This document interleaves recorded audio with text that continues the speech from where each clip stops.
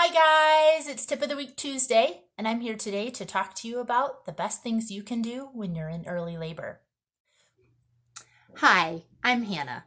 I'm a registered nurse, certified doula, childbirth educator, and photographer.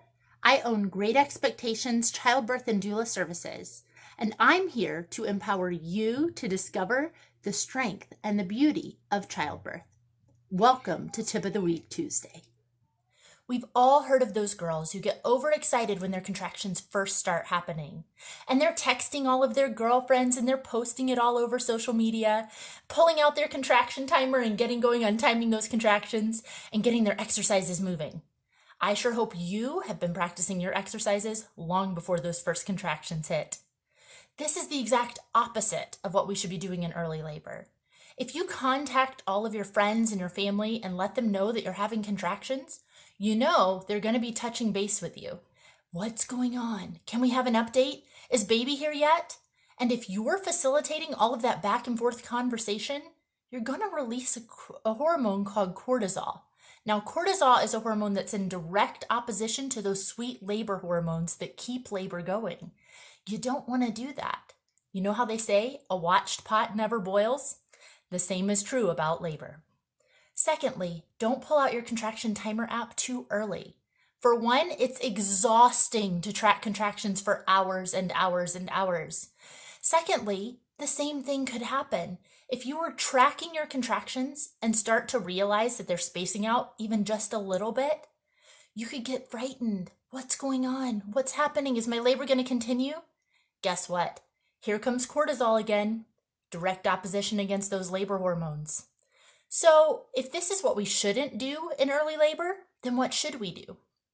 You see, labor's a marathon, and nobody can tell you if your marathon is going to be a sprint marathon or a slow and steady marathon. But all athletes know that they have to do certain things in order to prepare for a long race. The first thing you want to do is make sure you rest up. If your contractions start at nighttime, try to sleep.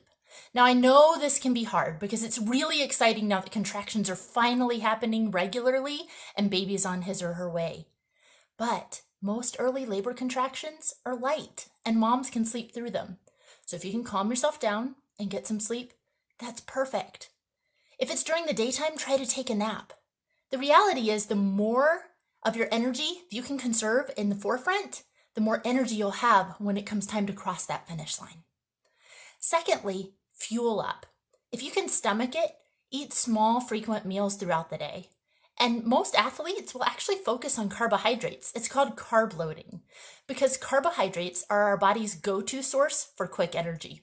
So we're talking complex carbohydrates here.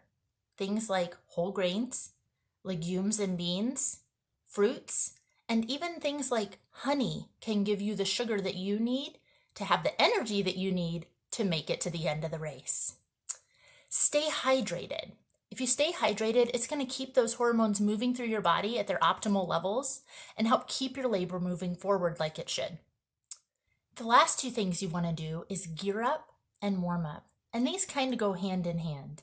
Gather any last-minute items you might need for your best birth. Is it a birthing ball? Grabbing your birth plan? Is it some comfort items or some tasty snacks? Make sure you have those available and ready to use. And finally, as contractions start to get a little bit more intense toward the end of that early stage, you want to start easing into your labor environment. Women who are in labor need rhythms and routines that they can rely on. So this is a great time to take a shower, take a walk with your partner, begin to focus on those things that bring you peace and comfort.